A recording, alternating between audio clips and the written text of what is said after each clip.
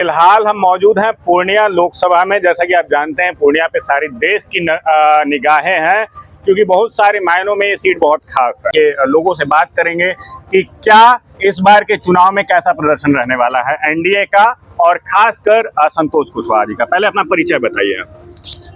नमस्कार, मेरा नाम अनंत भारती, मैं भाजपा का जिला उपाध्यक्ष हूँ पूर्णिया, एडवोकेट भी हूँ।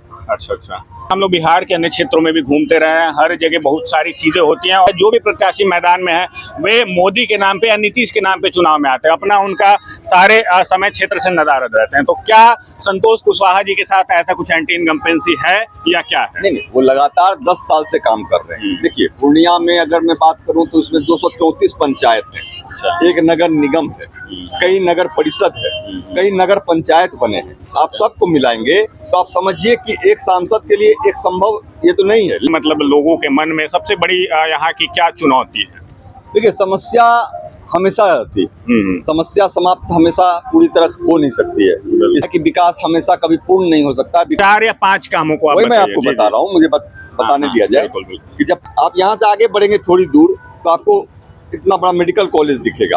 आज पूर्णिया में मेडिकल कॉलेज है। आप इस तरफ बढ़ेंगे तो आपको पूर्णिया में इंजीनियरिंग कॉलेज दिखेगा। आप इधर कसबा रोड के तरफ बढ़ेंगे तो कृषि महाविद्यालय दिखेगा। आपको यहाँ पासपोर्ट ऑफिस दिखेगा। आपको बिहार विद्यालय परीक्षा समिति का बहुत बड़ा जिला स्कूल के फील्ड में क्षेत्रीय कार्यालय दिखेगा। आपको जो रेलवे में विकास हुआ है वो दिखेगा, जो ट्रेनें अब यहाँ रुकने लगी हैं वो दिखेगा।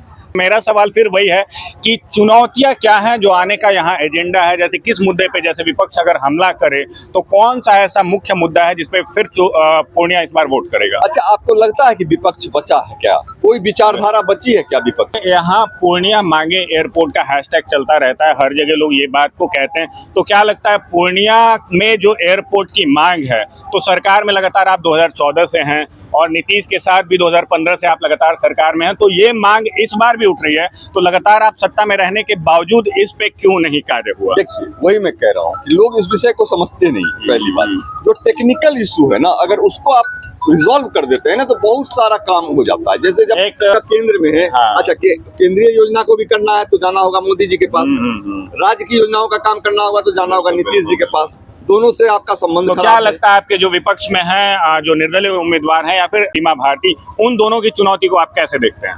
चुनौती ही नहीं है, यहाँ लड़ाई 1 नंबर की है ही नहीं। 1 नंबर पर तो हम हैं। यहाँ लड़ाई 2 और 3 नंबर की है। सेकेंड में कौन होगा, थर्ड में कौन होगा, एक की लड़ाई नहीं है सर पूर्णिया में। यहाँ तो जनता ने अपना आशीर्वाद, हमारी पूर्णिया की महान जनता जो है ना, वो जानती है सबको, वो जानती है पूर्णिया को किस दिशा में बढ़ाना है, इसको फिर अशांति के आग में नहीं भेजना। 5 सालों में कौन सा ऐसा काम आप करने वाले हैं जिसके आधार पे, जैसे आपने पिछला कार्य बताया, आगे आने वाले आपके विकास के एजेंडे क्या हैं? मैंने आपको फिर कहा कि विकास के कई आयाम है, कोई एक आयाम पर विकास को आप नहीं तोल सकते। अभी शहर में फ्लाईओवर की जरूरत है, कई सारे फ्लाईओवर का प्रोजेक्ट बन रहा है, डीपीआर बना है। अभी हमारा 0 माइल का जो है उसका डीपीआर 200-250 करोड़ का बना है। तो मतलब कहने का मतलब कि विकास ऑनगोइंग प्रोसेस है, ये सतत चलने वाली प्रक्रिया है। इसमें कई सारे इश्यूज आएंगे। अभी हमारा एक्सपेंशन हो रहा है सिटी का, उसको हम बढ़ाएंगे, बहुत सारा चीज।